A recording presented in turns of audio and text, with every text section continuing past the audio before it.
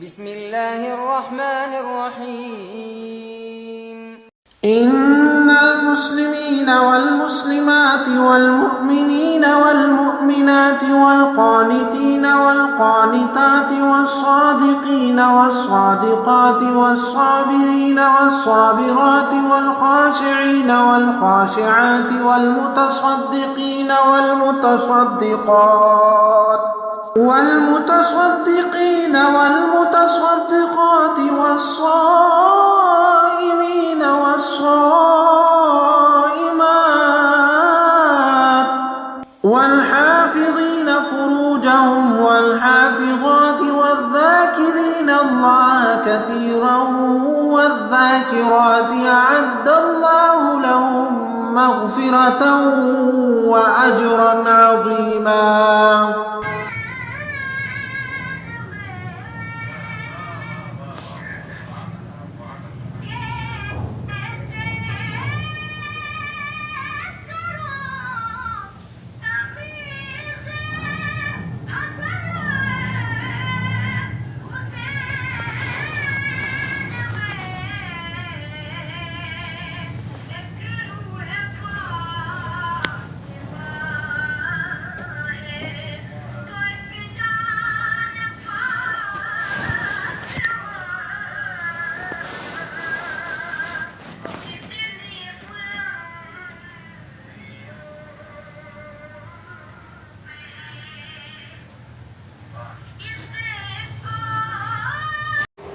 بسم اللہ الرحمن الرحیم.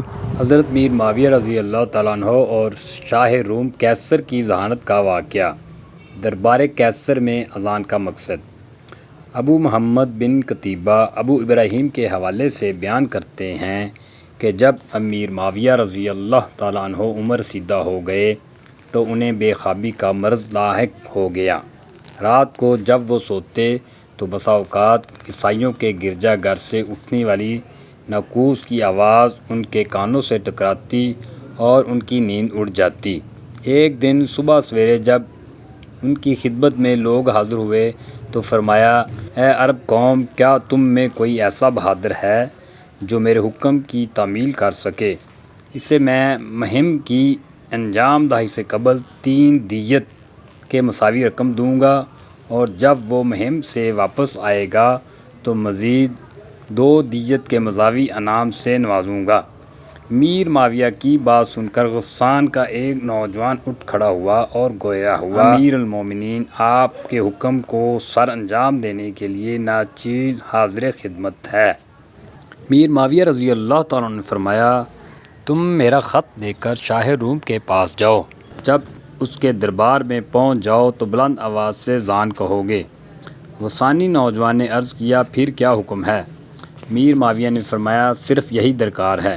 ثانی نوجوان گویا ہوا، آپ نے کام تو بہت معمولی دیا مگر معاوضہ بہت زیادہ رکھا.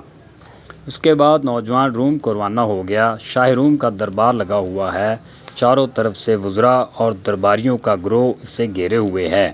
بادشاہ ان کے مابین جلوہ فروز ہے.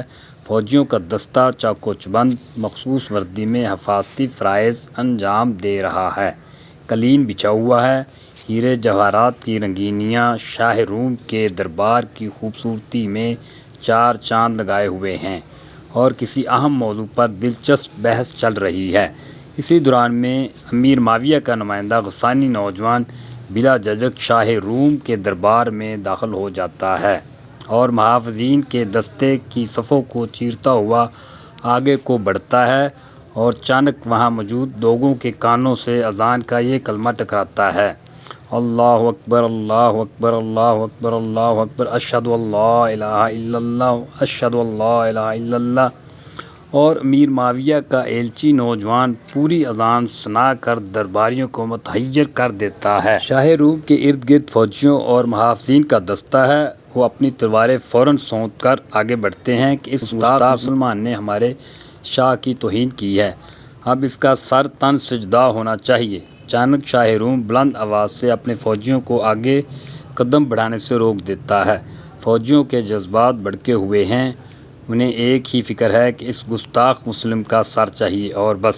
اتنے میں بادشاہ کی آواز گونجتی ہے، اپنی تلواریں میان میں رکھ لو، اور کچھ ہی لمحے بعد بادشاہ فوجیوں سے پہلے مسلمان ایلچی کے سامنے آتا ہے اور گھٹنے ٹیک کر بیٹھ جاتا ہے۔ اب جب کہ فوجیوں کی تلواریں میان میں واپس جا چکی ہیں، بادشاہ درباریوں سے مخاطب ہوتا ہے، کیا تمہیں معلوم ہے عیسیٰ علیہ السلام کے اوپر تمہارے اوپر ان کا کیا حق ہے؟ غالباً بادشاہ اس جملے کے ذریعے سے اپنے درباریوں کے جذبات کو ٹھنڈا کرنا چاہتا تھا اور یہ بتانا چاہتا تھا کہ اس طرح کسی ایلچی کو قتل کرنا عیسیٰ علیہ السلام کی تعلیم کے خلاف ہے۔ غرض معاملہ ٹھنڈا کرنے کے بعد بادشاہ مسند پر جا بیٹھا اور درباریوں سے مخاطب ہوا، اے فوجیوں کی جماعت، معاویہ بوڑھے ہو چکے ہیں، اور جو آدمی بوڑھا ہو جاتا ہے وہ بے خوابی کا مریض بن جاتا ہے اور رات کو اسے بہت ہی کم نیند آتی ہے۔ ناقوس کی آواز سے انہیں تکلیف ہوتی ہے، اس لیے انہوں نے اپنے اس نوجوان ایلچی کو میرے دربار میں اذان دینے کے لیے بھیجا ہے، تاکہ اذان کے جرم میں اگر اسے قتل کر دیا گیا تو وہ ناقوس بجانے کے جرم میں اپنے ملک کے سارے عیسائیوں کا خون کر دیں۔ اس لیے اللہ کی قسم، ان کا یہ ایلچی ان کے خلاف تو کے پاس جائے گا، ہم اسے کوئی زخم نہیں پہنچائیں گے۔ چنانچہ شاہ روم نے امیر معاویہ رضی اللہ عنہ کے اس نوجوان ایلچی کو کپڑے کے جوڑے عنایت کیے اور نام و اکرام کے ساتھ سواری دے کر اسے روانہ کیا۔ جب وہ نوجوان واپس امیر معاویہ رضی اللہ عنہ کی خدمت میں آیا تو انہوں نے پوچھا، کیا تم صحیح سالم میرے پاس واپس آ گئے؟